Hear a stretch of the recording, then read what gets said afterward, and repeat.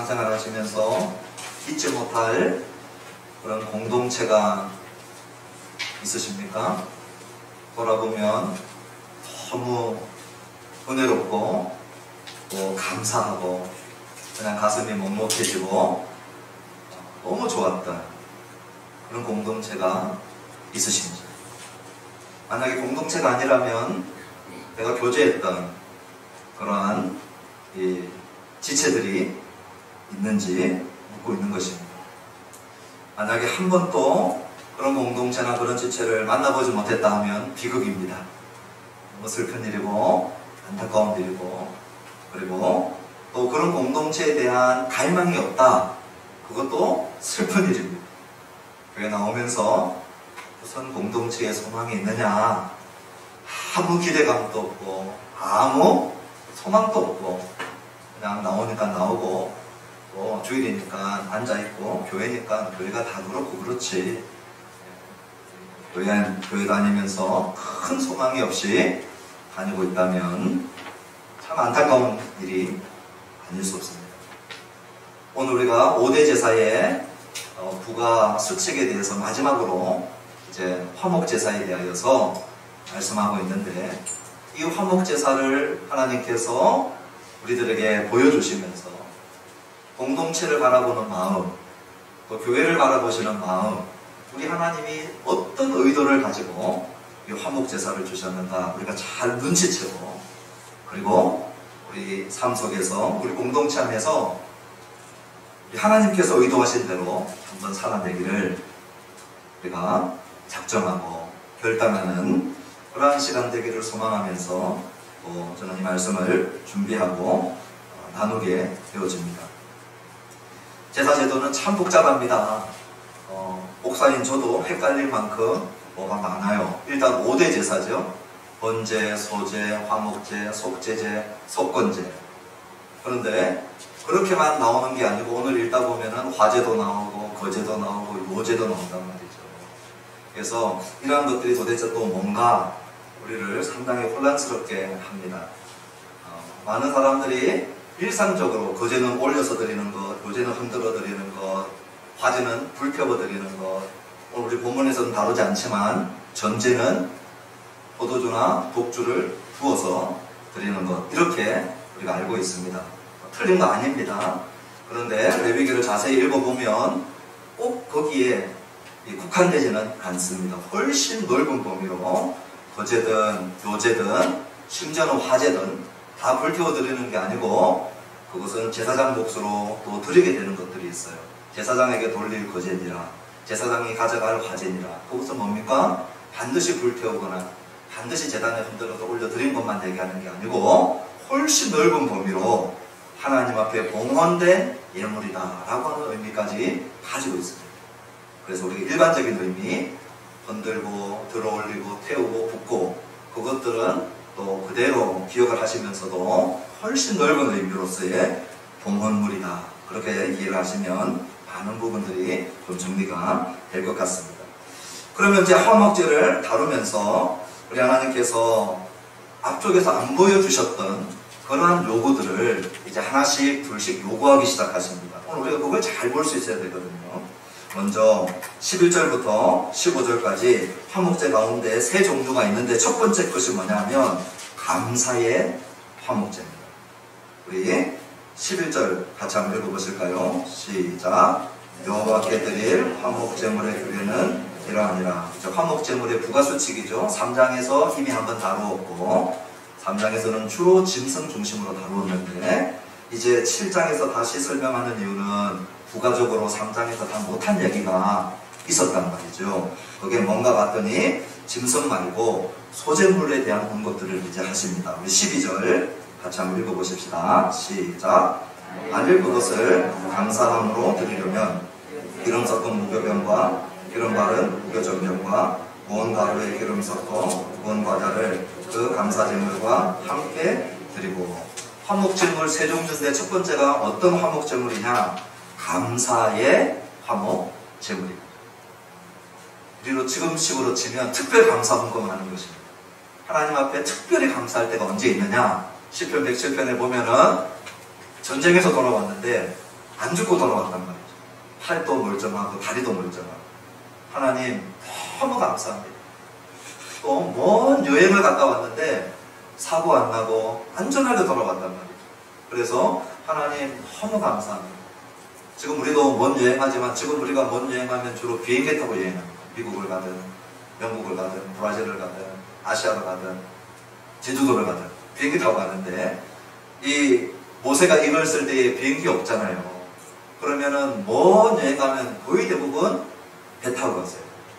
그때는 인공위성도 없고 일기예보도 없고 분명히 화창할 때 출항했는데 조금 하루 이틀 가다 보니까 그냥 이 풍랑이 일고 태풍이 불고 그런 일들을 허다하게 만난다는 거죠.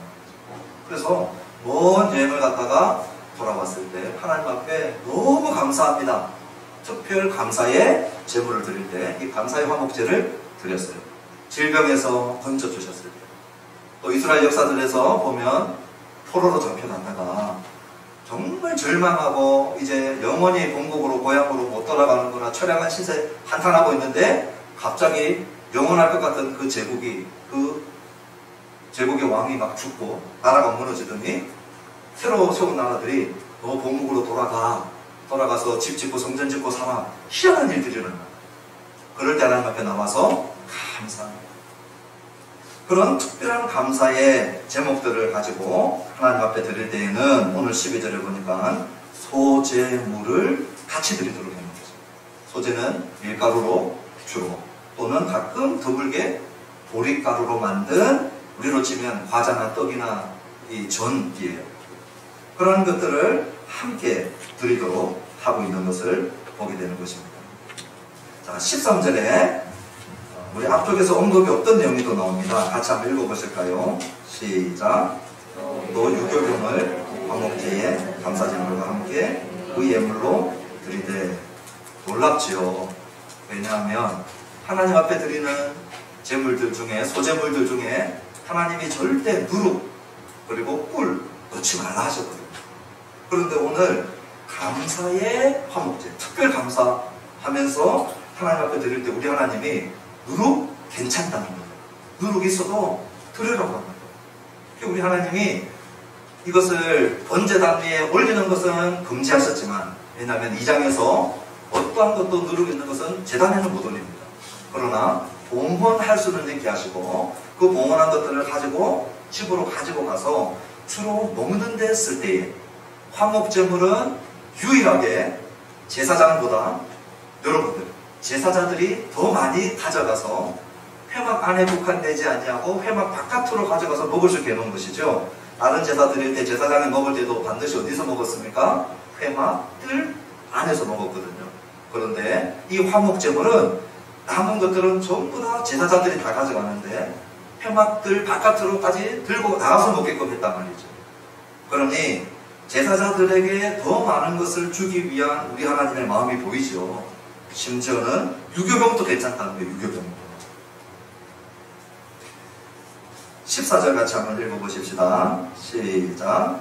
그 전체의 예물 중에서 하나씩 여호와께 거제로 드리고 그것을 화목제의 피를 뿌린 제사장들에게로 돌릴지니라. 그 전체의 떡이랑 전이랑 과자랑 그 소제물로 만든 것들 중에 일부 하나씩만 여호와께 거제로 드리고 바치고 그리고 화목제의 피를 뿌린 제사장들에게 돌리라. 지금 집례하고 있는 제사장이 있겠죠. 이 화목제물 가지고 온 그 사람의 화목제물을 받아서 지금 집례하고 있는 집례 제사장, 그 제사장은 조금 일부를 받게 됩니다.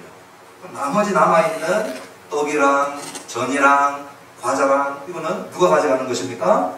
제사자가 다 가져가는 거예요. 거기에는 뭐도 들어있어요?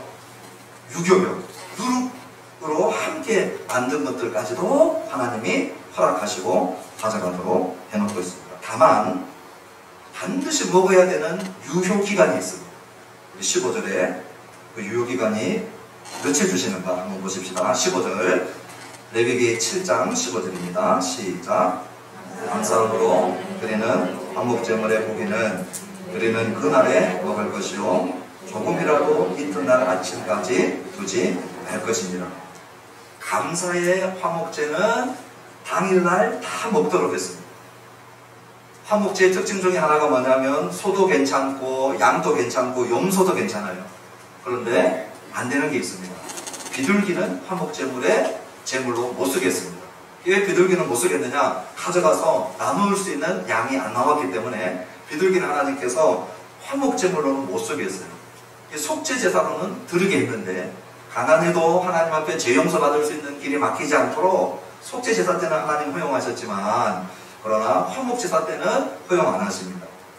그러니 많은 것들을 가져가게 하시고 누룩 넣은 유기병까지도 가져가게 하시고 제사장보다 제사자가 더 많이 가져가게 하셨단 말이죠.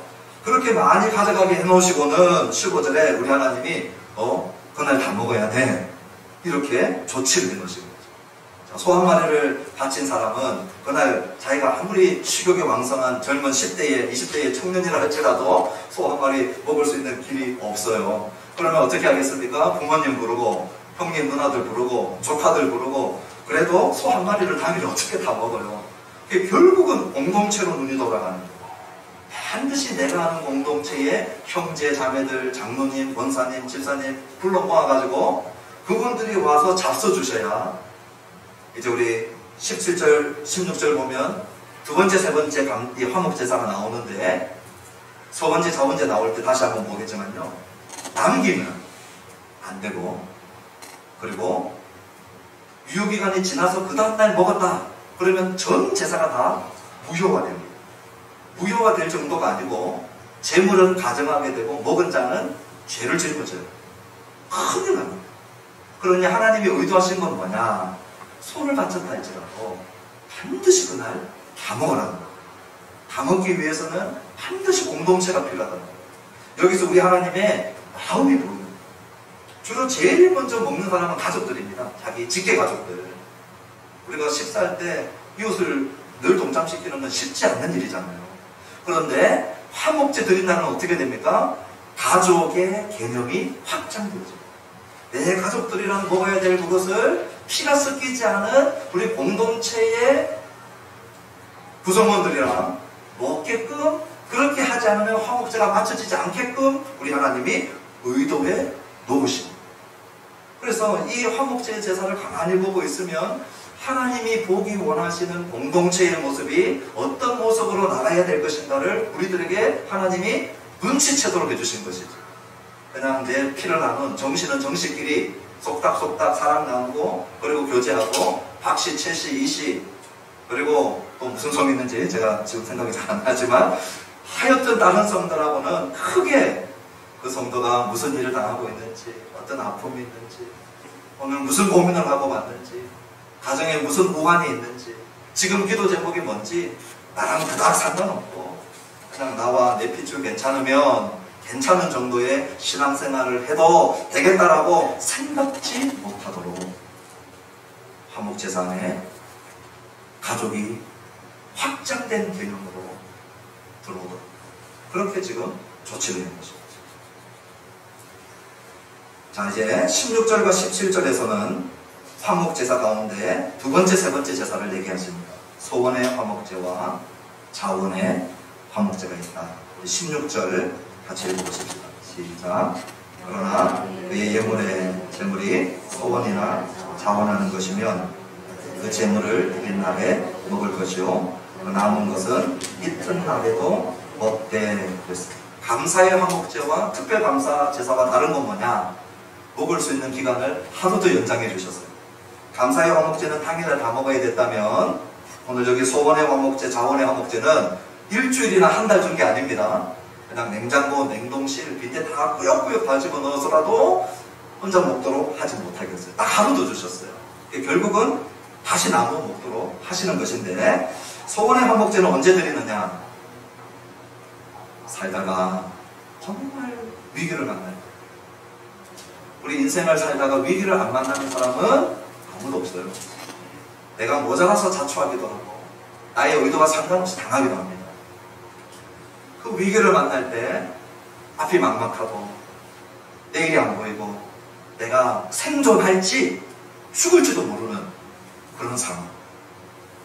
또 고대에서는 여자들이 시집을 갔는데 이 자녀를 낳아야 노동력이 그리고 대를 이어가는 이런 이 복이다 생각을 하기 때문에 시집 갔는데 5년 10년 지났는데 이 입덧도 안 한단 말이죠. 그러면 인생이 막 무너지는 거예요. 그럴 때 그 위기의 한복판에서 우리 구약의 또 우리 신앙의 선배들이 뭐 했냐면 하나님 앞에 서원 기도를 해버리는 거예요. 서원 기도. 서원 기도는 반드시 조건과 성취로 구성되어 있어요. 하나님, 이 위기에서 하나님 나를 살려주시면, 하나님 나에게 아들 주시면, 그 조건에 하나님이 성취해 주시면 거기에 내가 약속을 하는 하나님 앞에 나도 하나님 앞에 이거 하겠습니다. 그런데 우리 하나님이 정말 놀랍게도 그 위기에서 건져주셨던 겁니다. 그러면 서원한 사람은 자기가 하나님 앞에 서원했던 걸 갚아야 돼요. 그때 드리는 제사가 이 서원의 화목제입니다. 우리들에게는 잘 알려져 있는 창세기 28장에 야곱이 하나님 앞에 서원하는 내용들이 나오죠. 형 에서를 피해가지고 형님이 자기를 장자권 빼앗은 거 알고 또 속여서 그렇게 한 거 다 알고 힘 있는 형이 잡으러 올 때 급하게 집을 피해서 삼촌 라반의 집으로 막 가는 광야길 가는 도중에 그 당시에는 헌법이 뭐 유엔이 있는 것도 아니고 자기 부족을 떠나는 순간 위험에 노출되는 겁니다. 그러니 부족이 같이 다니면서도 위험했던 게 우리 부족이 한 30명인데 3대 부족이 한 300명이다. 그럼 다 뺏기는 거예요. 그 부족이 좀 악하다 죽이는 거예요. 아내와 여자 겁탈해가고. 그런데 야곱은 혼자 이동하고 있는 혼자. 그러니 야곱은 날마다 이 살아남기를 걸어가고 있는 거죠. 그때 야곱이 뭐라고 기도하느냐. 창세기 28장 20절로부터 22절에 야곱이 서원하여 이르되 서원 기도하는 거예요. 하나님, 나와 함께 계셔서 내가 가는 이 길에서 나를 지키시고 먹을 떡과 입을 옷을 주시고 내가 평안히 아버지 집으로 돌아가게 하시오면, 이게 조건이었어요. 하나님 나 살려주시면, 지금 형도 아버지도 없이 혼자 가는데 누구 만나면 내 목숨은 지금 그들의 손에 넘겨지는 것밖에 안 되는데 나 살려주시고 돌아오게 해주시면, 그게 조건이었고, 그렇게 응답해 주시면 여호와께서 나의 하나님이 되실 것이요 나는 평생 하나님 신앙을 떠나지 않겠다. 내가 기둥으로 세운 이 돌이 지금 자다가 일어나서 돌베개에 세워놓고 하나님 앞에 성취됐거든요. 하나님의 집이 될 것이요 하나님 집 지어드리겠습니다. 하나님께서 내게 주신 모든 것에서 10분의 1을 내가 반드시 하나님께 드리겠습니다. 이렇게 소원합니다. 10의 1을, 모든 것의 10의 1을 드리겠습니다. 사무엘상 1장에 보면 한나가 시집을 갔는데 입덧을 못해요. 계속해서 아이가 없어요. 한나가 너무 처량해진 거예요. 그래서 사무엘상 1장 10절부터 11절을 보면 한나가 마음이 괴로워서, 주로 소원기도 언제 하느냐? 괴로울 때예요. 너무 인생이 힘들 때 그때 소원기도예요. 한나가 하나님 앞에 기도하고 통곡하며 소원하여 그랬습니다. 소원의 내용이 뭐냐? 만일 주의 여종의 고통을 돌보시고 나를 기억하사 주의 여종을 잊지 아니하시고 주의 여종에게 아들을 주시면, 그래서 아들 주시면, 그러면 나는 어떻게 하나님 앞에 약속하느냐? 내가 그의 평생에 그를 여호와께 드리고 삭도를 그의 머리에 대지 아니하겠나이다. 나는 그를 하나님께 바치겠습니다. 그리고 구별하여서 나실인으로 하나님 앞에 드리겠습니다. 그게 사무엘이었어요.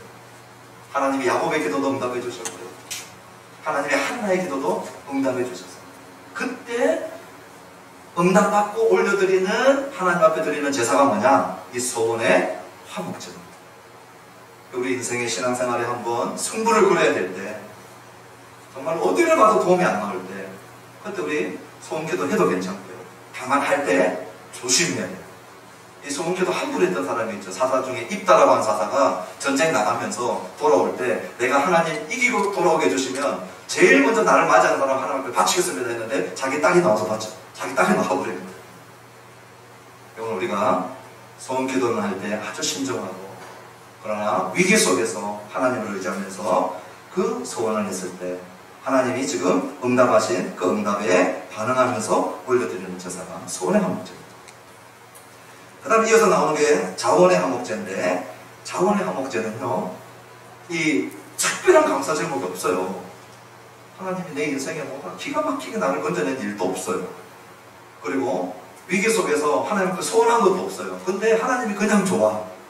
그냥 하나님 생각만 하면 좋고, 그냥 하나님이 그냥 좋은 사람. 그 사람이 하나님 앞에 표현하고 싶을 때, 그때 이 자원의 화목제를 드렸던 거죠. 근데 이 자원의 화목제를 드릴 때 놀라운 게 있어요. 놀라운 게 있어요. 이 화목제 정신인데요. 우리 하나님이 유교병 허락하시잖아요. 똑같이 허락하시는 게 하나 있는데, 우리 다 같이 이것은 찾아보면 좋겠어요. 같은 책이기 때문에. 같은 책 레위기 22장 23절 한번 보시면 좋겠어요. 레위기 22장 23절입니다.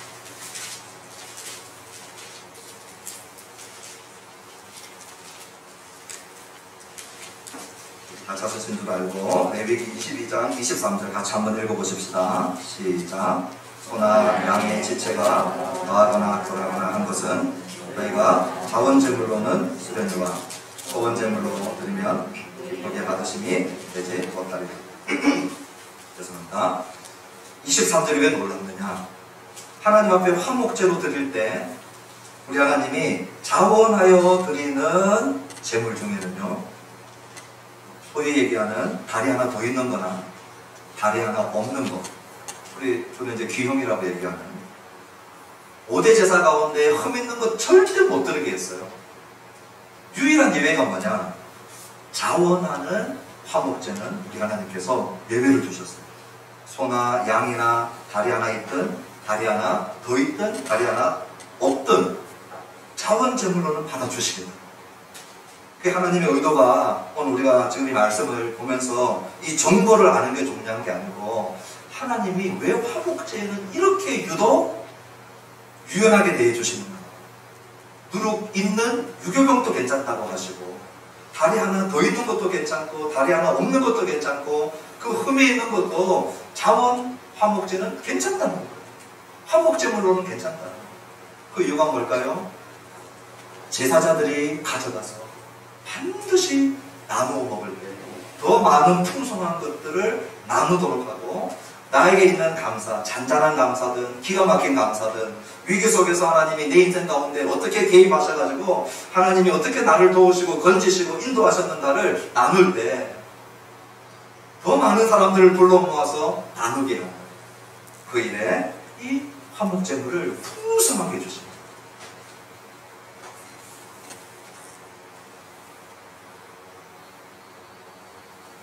자, 유효기간은 어떻게 되느냐?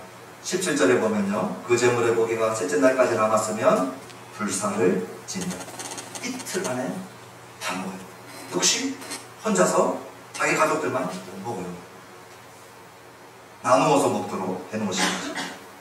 만약에 그 이틀 유기간을 넘긴 것을 먹으면 어떻게 되느냐? 18절에 우리 같이 한번 읽어보십시다. 시작. 만일 그 화목제물의 고기를 셋째 날에 조금이라도 먹으면 그 제사는 기쁘게 받아들여지지 않을 것이라. 드린 자에게도 예물답게 되지 못하고 도리어 가정한 것이 될 것이며, 그것을 먹는 자는 그 죄를 짊어지리라. 하나님 감사해서 바쳤는데 이 고기 내 냉장고에 다 집어넣어놓고 안 나누고 있다가 이틀이 지나버렸네요. 3일째 끄집어내서 먹는 순간 하나님이 우리가 드렸던 그 제사 안 받으시고, 그리고 가증한 제물이 되어버리고, 그거 3일째 입에 넣는 순간 죄를 짊어지는 거죠. 하나님의 의도는 하루나 이틀 안에 반드시 공유해서 나누어 먹도록 해놓으신 것이죠. 그러면 누가 먹을 수 있느냐? 이제 19절로부터 21절에 이 자격을 말씀해 주십니다. 우리 19절 먼저 한번 읽어보실까요? 시작. 그 고기가 부정한 물건에 접촉되었으면 먹지 말고 불사를 것이라. 그 고기는 깨끗한 자만 먹을 것이니. 고기 자체도 부정한 것에 접촉되면 안 되지만 먹는 사람도 뭐 해야 된다는 것입니까? 깨끗하고 거룩해야 된다는 거예요. 만약에 우리가 추석이나 구정 명절을 만났어요. 명절 또는 잔치집에 초대되었어요. 기쁜 일이 있어서 축제가 벌어지는 잔치집에 초대되었어요. 그럴 때 우리의 마음의 자세가 주님 앞에 나와서 예배할 때의 자세와 달리 쉽게 흐트러질 수 있는 것을 보게 됩니다. 평상시에 안 마시는 것에도 손도 대고, 또 평상시에 이렇게 잘 하지 않는 일도 마음이 그냥 기쁘고 편안하고 좋은 게 좋고 엄청 망청할 때도 있고 좀 잔치 분위기가 있을 때 거룩을 동일선상에서 유지하는 일이 쉽지 않아요. 그런데 오늘 우리 주님이 뭐라고 합니까?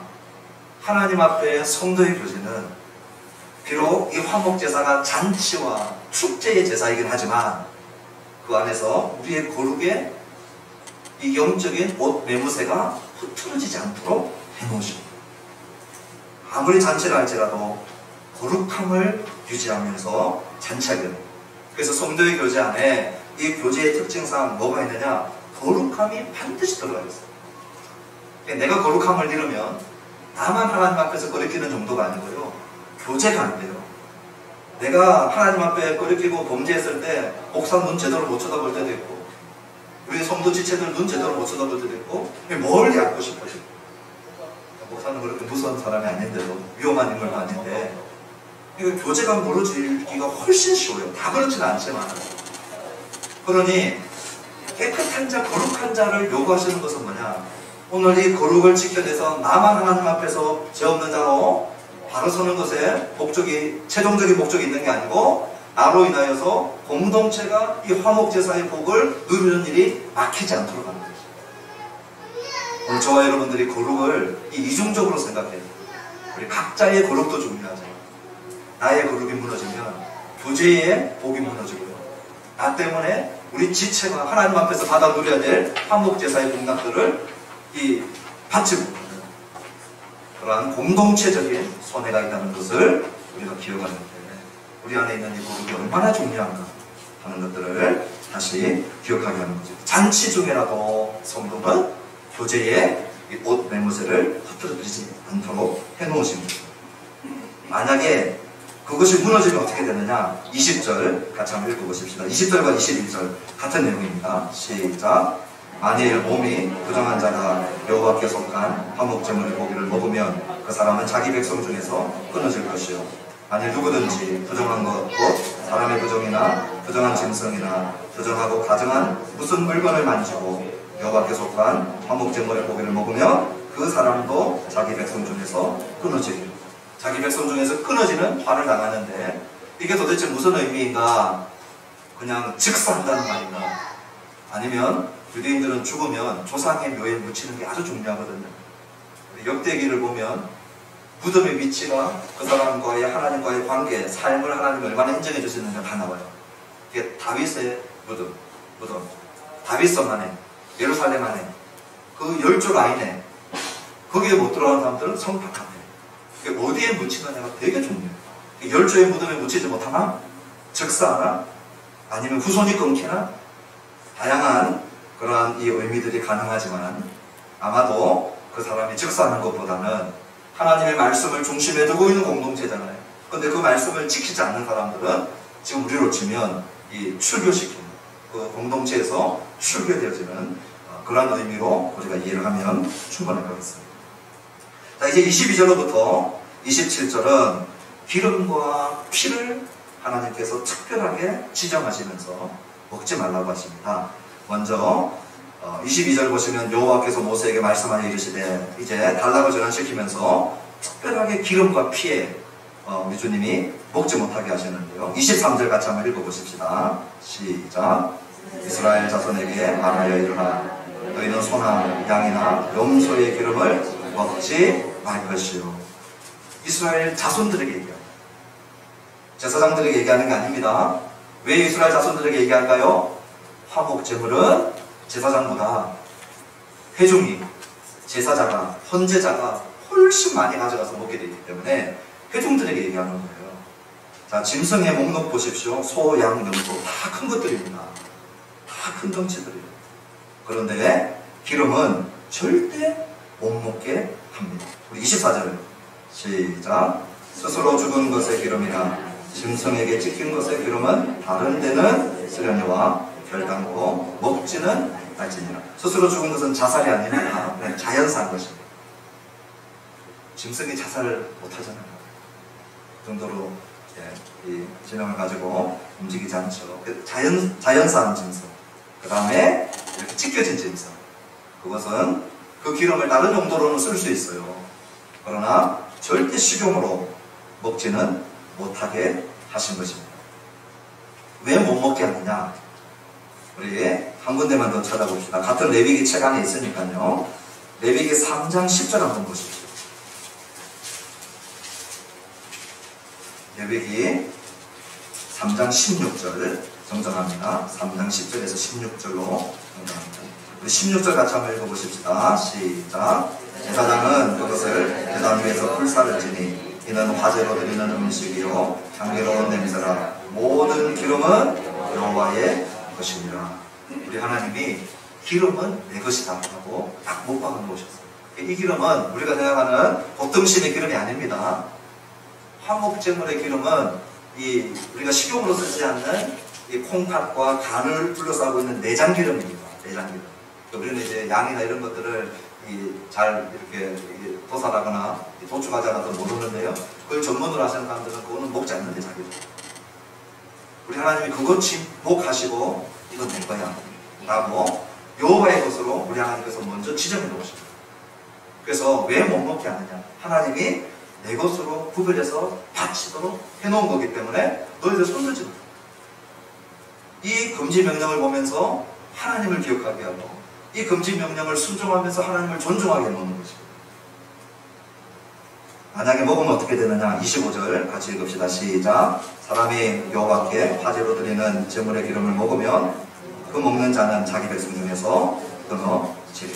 역시 끊어지는 그러한 화를 당하도록 하나님을 존중하면서 제사 지내도록 해놓은 것입니다. 자, 피에 대한 것이 26절과 27절에 나와 있습니다. 26절, 27절 우리 같이 읽어보십시다. 시작. 너희가 사는 모든 곳에서 새나 짐승의 피나 무슨 피든지 먹지 말라. 무슨 피든지 먹는 사람이 있으면 그 사람은 다 자기 백성 중에서 끊어지리라. 기름보다도 훨씬 피가 더 광범위하게 적용되고, 그리고 제사 지낼 때뿐만 아니라 그냥 일상 가정생활 할 때도 피는 못 먹게 해놓았어요. 너희가 사는 모든 곳에서, 성전에서나 성막에서나 회막 안에서만이 아니고 너희 가정집에서도 주방에서도 피는 못 먹게 했어요. 새든 짐승이든 무슨 피든지 먹지 못하게 합니다. 왜 피를 먹지 못하게 하느냐? 두 가지 이유 때문입니다.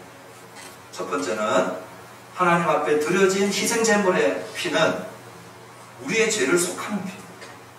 우리의 죄를 속하는 피는 반드시 제단에 뿌려지거나 성막 안에 있는 기구들의 뿔에 발려주거나 제단 밑에 부어야 돼요. 우리의 죄를 씻어내는 역할을 하고 그것은 제단에 바쳐져야 되는 거예요. 그래서 그 피를 볼 때마다 뭐가 보입니까? 나의 죄와 나의 영적인 죽음을 내 대신해서 희생제물이 죽는 것입니다. 이것이 우리 예수님의 대속의 죽음의 이유이게 됩니다. 그러므로 그 피는 먹지 말라. 내 죄를 속하고 나의 죽음을 대신해서 반드시 어디에 부어져야 된다고요? 제단 안에 바쳐져야 됩니다. 그렇기 때문에 희생제물의 피는 먹어서는 안 되고, 그러면 교회 바깥에서, 다시 얘기하면 성막이나 성전 바깥에서 우리 일상 가정에서 피는 어떻게 됩니까? 그것도 먹지 말라는 거예요. 그것은 왜 먹지 말라고 하느냐? 모든 생명은 피에 있다고 얘기했어요. 레위기 17장 11절에 생명이 피에 있다는 거예요. 그러므로 생명을 존중하는 의미에서 먹지 못하게 해놓으신 거죠. 우리 신앙생활을 하다 보면 하나님 존중, 그리고 생명 존중. 그것이 우리 율법의 정신이죠. 하나님 사랑, 그리고 사람 사랑. 이것이 참 간단하고 단순한 말씀인데요. 우리의 삶 속에서 얼마나 심오한 말씀인지 모릅니다. 생명을 진짜 존중할 수 있는 사람은 누구냐? 하나님을 존중하는 사람입니다. 사람을 진짜 사랑할 수 있는 사람은 누구냐? 하나님을 사랑하는 사람입니다. 역사 가운데 히틀러가 유대인이라고 하는 이유 하나만으로 600만 명의 유대인들을 학살한 일이 있었어요. 그때 히틀러의 생각 속에 하나님 존중? 이런 거 없어요. 하나님 자체가 존재하지 않았어요. 유물사관과 그리고 무신론 사상으로 한 인생을 볼 때 성냥 20개비 비누 2장 이렇게 보이는 거예요. 그러니 유대인 60만, 600만 성냥 몇 개비가 나오고 비누가 몇 개가 나오겠네? 눈 하나 깜짝 안 하고 죽이는 거예요. 북한의 이 공산주의 유물사관에 물들어 있는 북한 정권이 하는 일들 중에 뭔지 아시죠? 자기 고모부도 처참하게 총으로 죽이는 게 아니고 무슨 발칸통과 이런 걸로 그냥 가루도 안 나오게 쏘아 죽이고, 탈북자들의 정원을 들어보면 예수 믿는다라고 하는 이유로 지금 이 수감되어서 고통당할 만들 중에 임산부들을 배에 늘뛰기를 올려놓고 이쪽 저쪽에서 뛰면서 임산부와 아이를 같이 죽이는 거예요. 누나는 깜짝 안 합니다. 하나님을 제거하면, 하나님을 존중하지 않으면 사람 존중이 되는 게 아니고, 하나님을 존중하지 않으면 사람 존중이 안 돼요. 하나님을 사랑하지 않으면 사람 사랑이 안 돼요. 그러면 유물사관, 공산주의, 그들에게만 그런 일들이 있느냐? 우리 자본주의, 자유민주주의 체제는 괜찮느냐? 천만에요. 우리 자본주의, 자유민주주의 사회 속에서도 하나님 존중 없으면 낙태보세요. 미국, 한국, 우리 자본주의 국가에서 낙태 그만이에요. 체제가 우리를 인간답게 하는 것이 아니고, 생명을 존중하는 게 아니고, 하나님을 존중하는 것이 있느냐 없느냐. 하나님 존중 없으면 생명 존중 없고요, 하나님 존중 없으면 참다운 사람 사랑 없습니다. 마지막 28절로 38절은 이제 화목제물 중에 여호와께 드려질 부분, 제사장께 드려질 부분, 제사장께 드려지는 부분의 의미는 뭔가, 그렇게 이제 끝납니다. 28절에 여호와께서 모세에게 말씀하여 이르시되, 이제 다락 전환이 오면서 여호와께 제사장께, 특별히 제사장께 바쳐지는 부분들을 얘기하면서 29절에 이스라엘 자손에게 말하여 이르라, 화목제물을 여호와께 드리는 자는 그 화목제물 중에서 그의 예물을 여호와께 가져오되. 30절 같이 읽어보십시다. 시작. 여호와의 화제물은 그 사람이 자기 손으로 가져올지니 곧 그 제물의 기름과 가슴을 가져올 것이요, 제사장은 그 가슴을 여호와 앞에 흔들어 요제를 삼고 자기 손으로 가져오겠어요. 여기 화제물, 요제 나오는데요, 전부 다 불태워서 드리는 것만 화제물이 아니고 제사장의 몫으로 가져갈 것도 있고요, 요제도 마찬가지입니다. 거제도 마찬가지입니다. 제사장 몫으로 주는 것들이 있어요. 그러므로 봉헌물로 우리가 크게 이해하는 것이 레위기의 율법에 훨씬 많습니다. 억지로 하지 말라는 거예요. 자기 손으로 가져오라는 거예요. 저는 헌금할 때마다 이 정신이 너무 중요하다고 생각해요. 그래서 우리가 헌금방을 돌리지 않고 이렇게 하는 것들 중에 큰 유전이 하나가 뭡니까? 자발적으로 드리는 기쁨을 빼앗지 않는 것이에요. 그 다음에 기름은 어떻게 하느냐? 우리 31절 가슴 부위는 어떻게 하느냐? 31절에 나와 있습니다. 31절 읽어보십시다. 시작. 그 기름은 제단 위에서 불사를 것이며 가슴은 아론과 그의 자손에게 돌릴 것이며. 기름은 누구 것이라고요? 여호와의 것, 하나님의 것. 하나님 정하셔서 너 손대지 마. 그 명령을 기억하면서, 금지 명령을 기억하면서 하나님이 명령하시는 분이고 우리는 순종해야 될 자인 것을 알고 하나님을 존중하고요. 그 다음에 가슴 부위는 어떻게 하느냐? 아론과 그의 자손에게 돌리게 되어 있습니다. 제사장 공동의 몫으로 주십니다. 공동의 몫이에요. 그러면 지금 제사 집례하고 있는 그 제사장이 있을 거 아닙니까? 그 제사장은 몫이 뭡니까? 32절에 나와 있어요. 같이 한번 읽어보십시다. 시작. 또 너희는 그 화목제물의 오른쪽 뒷다리를 제사장에게 주어 거제를 삼을지니. 화목제물의 오른쪽 뒷다리, 지금 제사 지내고 있는 제사장에게 주어서 뭐를 삼는다고요? 거제를 삼는다. 우리 14절에 나와 있는 거제와 똑같은 단어입니다. 그러니 높이 들어 올려서 제단에 바치는 것만 거제가 아니고 누구에게 주는 거제예요? 제사장에게 주는 거제예요. 훨씬 넓은 봉헌물이라고 하는 의미로 레위기가 쓰고 있다 하는 것 알게 되죠. 33절입니다. 시작. 아론의 자손 중에서 화목제물의 피와 기름을 드리는 자는 그 오른쪽 뒷다리를 자기의 소득으로 삼을 것이니라. 지금 피와 기름을 드리면서 집례하고 있는 그 집례하는 제사장, 그의 몫이라는 거예요. 오른쪽 뒷다리를 자기 소득으로 삼아라, 그렇게 말씀하고 있습니다. 자, 이제 정리를 해주는데요. 34절 같이 한번 읽어보십시다. 시작. 내가 이스라엘 자손의 화목제물 중에서 그 흔든 가슴과 든 뒷다리를 가져다가 제사장 아론과 그의 자손에게 주었나니 이는 이스라엘 자손에게서 받을 영원한 소득 이니라. 자, 흔든 가슴은 제사장 공동체의 몫이고, 지금 제사를 집례하고 있는 제사장 당사자 몫으로는 오른쪽 뒷다리를 주면서 34절 끝을 잘 보세요. 이는 이스라엘 자손에게서 받을 영원한 소득. 우리 하나님께서 제사장들을 먹이실 때 까마귀로 먹이실 수 있을까요? 없을까요? 그렇게 안 하실 뿐이지 하실 수 있어요. 선지자 엘리야가 숨어 지낼 때 하나님 엘리야 어떻게 먹이신 줄 아시죠? 까마귀를 통해서 먹이셨어요. 그러니 우리 하나님이 제사장들 까마귀를 통하여 먹이실 수 있어요? 없어요? 하시려면 하실 수 있어요. 안 하셔요. 제사장들을 어떻게 먹이시느냐? 반드시 회중의 손을 통하여 먹이셔요. 이는 이스라엘 자손에게서 받을 영원한 소득이다. 그렇게 말씀하십니다. 하나님은 회중들의 손을 통하여서 제사장들을 먹이시고, 그리고 입히시고, 그리고 제사장들의 가족들을 부양하게 하시고 생계를 유지하게 합니다. 왜요? 화목제물은 성막 바깥으로 가져갈 수 있는 제물입니다. 우리 지난주까지 봤었던 속건제까지 볼 때는 제사장이 어디서 먹었습니까? 회막들 안에서 먹었어요. 제사장이 먹었어요. 그런데 이 화목제물은 우리 하나님께서 제사장 몫을 제사장도 밖으로 가져갑니다. 회중도 밖으로 가져갑니다. 지금 교회 안에서, 우리 교단에서도 목회자들의 이중직에 대해서 지금 논쟁 중에 있습니다.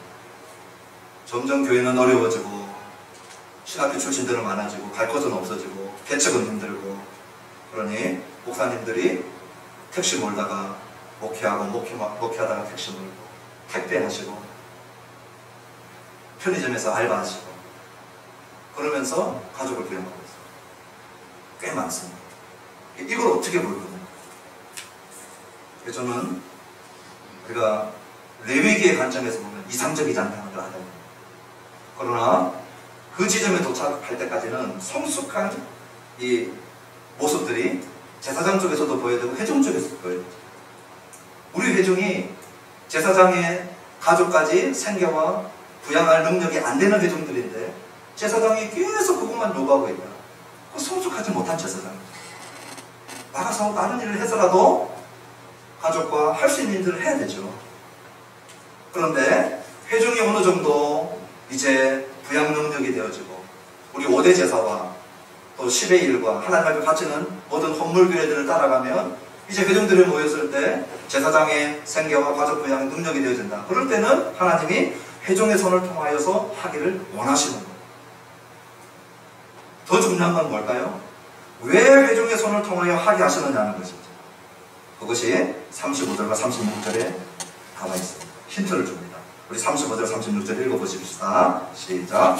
이는 여호와의 하점을 중에서 아론에게 돌릴 것과 그의 아들들에게 돌릴 것이니 그들을 세워 여호와의 제사장의 직분을 행하게 한 날. 36절. 곧 그들에게 기름 부은 날에 여호와께서 명령하사 이스라엘 자손 중에서 그들에게 돌리게 하신 것이라 대대로 영원히 받을 소득이니라. 언제부터 언제까지냐?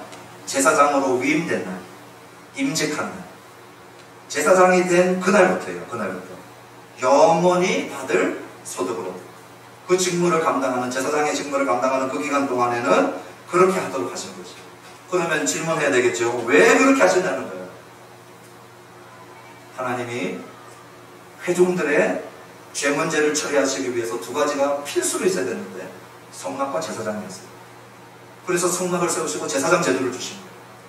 다시 말하면 우리 회중들이 하나님으로부터 오는 모든 복락을 누리고 하나님과 화목하고 하나님의 임재 안에 들어가고 하나님과의 교제의 풍성함을 누리고 공급을 누리기 위해서는 성막과 제사장이 반드시 있어요.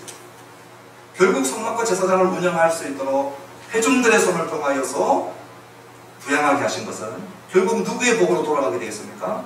회중들을 위함으로, 회중들의 유익을 위함으로 돌아가게 되겠어요. 이런 선순환의 경우입니다. 그것을 이해하지 못하면 오늘 회중의 손을 통하여 공급하시는 이유를 우리가 놓칠 수 있는 것이죠. 제사장들에게만 주는 특혜가 아니다. 그것은 반드시 회중의 유익을 위함으로 돌아가게 되어져 있는 것입니다. 그래서 제사장들은 너무 부해도 안 되고, 그리고 생계와 가족 부양이 힘들 만큼, 다시 얘기하면 사역에 전념할 수 없을 만큼 어려워서도 안 되는 그런 형편의 모습을 보여주고 있는 모습을 오직 제사장의 직분을 전념할 수 있도록 그 정도의 수준에서 공급하도록 해놓으셨다. 자, 마지막 37절로부터 38절은 이제 화목제만 마치는 것이 아니고 번제부터 5대 제사와 제사장 위임식에 대한 마치는 말을 해줍니다. 우리 37절 38절 읽어봅시다. 시작. 이는 번제와 소제와 속제제와 속건제와 위임식과 화목제의 규례라. 여호와께서 시내 광야에서 이스라엘 자손에게 그 예물을 여호와께 드리라 명령하신 날에 시내산에서 이같이 모세에게 명령하셨더라. 이제 이렇게 마쳤어요. 이 제사 지낼 때마다 하나님의 마음 알아야 된다. 우리 꼭 기억하시고, 오늘 여기 38절을 보니까 시내 광야에서 주셨던 말씀이에요. 우리 성도님들 좀 감이 잘 안 오실 텐데 10가지 재앙 끝나고 기적과 같이 역사 가운데 정말 놀라운 일이죠. 하나님의 하나님 되심을 증명하신 날이었어요. 홍해를 가르시고 자기가 지으신 그 홍해를 주관하셨어요. 그리고 홍해를 가르고 나왔어요. 제가 어저께 우리 딸한테 이 질문을 받았어요. 아빠, 난 홍해가 갈라진 게 잘 안 믿겨져. 그랬더니 이래리가 나는 잘 믿겨지는데? 그래서 제가 얘라, 너는 믿음이 없는 게 아니고 네가 하나님이 누군지 잘 몰라서 그래. 아빠, 나는 그게 너무 이상해. 어떻게 바다가 갈라지는데 그 사이를 걸어 들어와. 그래서 제가 그랬어요. 그 사이를 걸어 들어온 200만에서 300만, 그 중에서 자기 살아서 두 발로 가나안 땅까지 들어간 여호수아와 갈렙. 여호수아와 갈렙이 얘가 네 얘기 들으면 놀라지 않겠냐. 갈라진 바다 사이를 지나왔던 그 사람이 나는 그게 잘 안 믿어져. 네 얘기 들으면 놀라지 않겠냐. 믿음이 없는 게 아니고 홍해를 지으시고 주관하시는 하나님이 누군지 몰라서 그래. 우리 하나님께서 신의 광야, 그 홍해를 가르고 나온 지 50일째 신의 산에서 모세가 시킴을 받습니다. 신약에서는 오순절날 뭘 받아요? 성령. 구약에서는 오순절날 시낌. 십계명은 성령의 도움 없이는 못 지켜요. 그리고 시내산 광야에서 1년 1개월을 머물면서 레위기와 민수기 9장까지 내용들이 다 적혀집니다. 무슨 얘기하고 싶냐면 지금 이 말씀 받을 때는 10가지 재앙 통과하고 홍해 갈라온 지 얼마 되지 않는 따끈따끈한 신앙이 있을 때예요. 그 구원의 체험과 감격을 가지고 하나님 앞에 제사하게끔 되는 거죠. 오늘 저와 여러분들 제사 지낼 때마다 이 출애굽의 구속의 광경, 놀라운, 정말 우리 인간의 머리로는 정말 이해 안 되죠. 그래서 하나님이시죠. 그 하나님이 이루어 놓으신 놀라운 구원의 감격들을 가지고 우리가 제사하고 예배하는 예배자로 나아가게 되기를 주님의 이름으로 축원합니다. 이제 말씀을 마치면서 몇 가지만을 간단하게 생각하고 마치려고 합니다.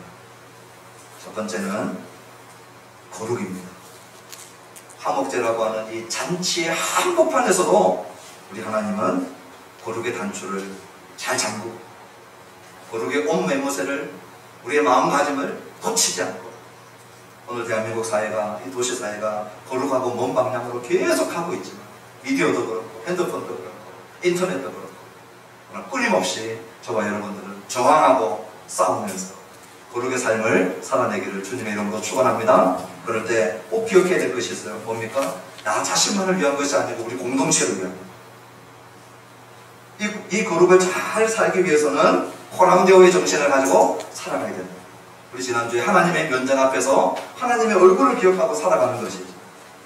그리고 성령의 도우심을 계속 구하면서 우리의 힘으로 하면 판판이 끼워집니다. 그러니까 내 힘으로 살다가 거룩의 성화가 안 일어나니까 나는 어쩔 수 없는가 보다 포기하는데 오늘부터 성령님 도와달라고 한번 기도해 보세요. 성령님 도와달라고 기도해 보세요. 성령님, 내가 말씀대로 살고 싶은데 이 부분이 내가 무너집니다. 성령님 도와달라고 기도해 보세요. 그 기도가 얼마나 잘 되는지 몰라요. 하나님이 그런 기도 진짜 기뻐하셔요. 그래도 잘 안 됩니다 하는 분들이 있어요. 정말 안 될까? 여러분 이런 경우 없습니까? 막 자식들한테 화가 나가지고 막 톤이 올라가서 소리가 이렇게 올라갔는데 택배 아저씨가 띵동 왔어요. 문제가 안녕하세요. 톤 조절이 돼요. 택배 아저씨의 면전 앞에서 그분의 택배 아저씨 임재 앞에서 우리가 소리치다가 자식한테 막 소리치고 있는데 제가 전화했어요. 그러면 박사님! 안 한단 말이에요. 목사님 이런단 말이죠. 하나님의 임재 앞에서가 너무 추상적이니까 삶이 안 나요. 택배 아저씨보다도 그 누구보다도 우리 하나님의 임재는 실제입니다. 할렐루야. 그 하나님의 면전 앞에서 살아가요. 두 번째, 공동체를 향한 하나님의 마음을 눈치챘으면 좋겠어요. 세상에 하나님이 누룩 놈 유괴병도 괜찮다면서요. 제가 앞에서 언급 안 했는데요. 소, 양, 염소, 암수 다 된다 하셨어요. 한국전 우리 3장을. 수컷만 요구하시던 하나님이 암수 다 된다. 그 다음에 제사장보다 제사자가 더 많이 가져가라. 심지어는 회막들 안에서 안 먹어도 좋다. 바깥으로 가져가라. 자원화목제는요, 다리 하나 더 있는 것도 괜찮고 소나 양이나 염소 중에 다리 하나 모자란 것까지도 괜찮다. 더 많이 가져갈 수 있으면 더 많이 가져가서 더 많은 이들과 나누도록 반드시 혼자가 아닌 공동체를 지향하고 바라보고 생각할 수밖에 없게끔 만들어놨어요. 오늘 우리가 이 화목제사의 정신을 가지고 신앙생활하는 것은 거룩한 하나님의 백성으로 하나님 면전에서 살아갈 뿐만 아니라 반드시 공동체를 기억하고 신앙생활합니다. 나의 거룩이 나의 유익만 있는 게 아니고 누구의 유익이나 오늘 내 옆에 앉아있는 우리 집사님, 내 옆에 앉아있는 우리 형제 자매들의 우리 공동체의 유익. 마지막으로 오늘 이 화목제사를 통하여서 하나님은 이 공동체를 새로운 가족으로 보기를 원하십니다. 우리 음식은 가족이 같이 먹어요. 식구는 같이 밥 먹는 사람들이에요. 그런데 화목제물은 먹는 게 너무 중요한 제사예요. 우리가 코로나 있기 전에 예배 끝나면 우리 부엌이 열리고 음식이 준비되고 거기서 기다리면서 교제하고 얼마나 그립고 행복한지 몰라요. 그리고 음식 가지고 우리 남자분들, 저는 주로 이제 남자분들하고 여기 앉아서 같이 교제합니다. 그냥 한 주간의 삶도 얘기하고. 그리고 소그룹이 시작되면 제일 먼저 했던 게 뭐냐? 한 주간 감사의 제목이에요. 우리 딱 2개밖에 안 해요. 이번 한 주간 나에게 있었던 크고 작은 감사가 뭐냐? 오늘 우리 화목제 정신에 충실한 거죠. 감사의 화목제. 그 감사 얘기를 들으면서요, 정말 작은 것에도 우리가 같이 감사해요. 아무 일 없었던 게 감사하다. 그게 또 공감돼요. 워낙 사건이 많으니까. 그러면서 음식을 같이 교제하면서 같이 먹어요. 화목제는요, 음식 다 기간 내에 먹고 숟가락을 딱 놓아야 제사가 마무리되는 거예요. 목사가 두 손 들고 축도하는 거하고 마지막 고기 먹고 젓가락 먹는 거하고 똑같아요. 다 먹고 나누어야 제사가 끝나요. 완성돼요. 그러니 절대 혼자서 자기 가족만 못 먹겠어요. 그럼 어떻게 됩니까? 박 집사님도 내 식구, 이 집사님도 내 식구, 백 집사님도 내 식구, 장 집사님도 내 식구, 최 집사님도 내 식구, 다 내 식구가 돼요. 교회 안에는 그냥 내 정시 하나, 내 핏줄 하나 이렇게 챙기는 게 아니고 우리는 전부 다 예시예요. 예시. 예수님의 피로 전부 다 가족이 되어버리는 예시. 그런데 교회에 이런 소망이 없어요. 이런 걸 기대 안 해요. 워낙 교회가 그렇고 그런 단체가 되어버려가지고 무슨 교회의 사랑을 기대하고 교회 안에서 가족 애를 기대하고 교회는 그냥 내 혼자 신앙 유지하고 그냥 성경 공부하고 그냥 내 기도 쏟아내고 가고 그러면 충분하지. 여기서 사랑을 기대하고 여기서 가족 같은 공동체를 갈망하고 이런 거 우리 없어진 지 너무 오래가 됐어요. 화목제사는요, 그런 교회는 교회가 아니라는 거예요. 비록 우리가 아직까지 성숙한 그 사랑 안으로 다 못 들어갔다 할지라도 교회 들어올 때 불신자가 교회 들어와도 딴 거는 몰라도 이 교회에 사랑이 있구나. 신앙생활 수십 년 하신 분이 교회 와도 이 교회에 들어오니 뭐가 끈끈한 정이 있고 사랑이 있구나.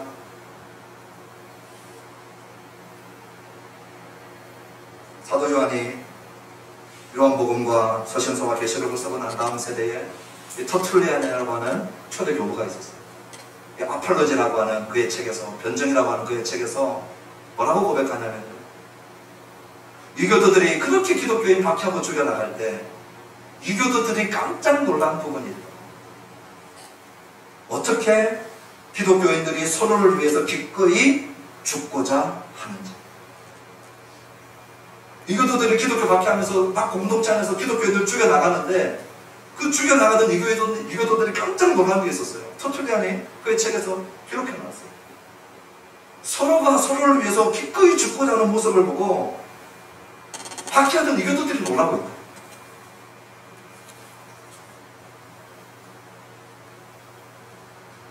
교회 공동체의 진면목은 형제를 위하여 목숨을 내놓는 사랑.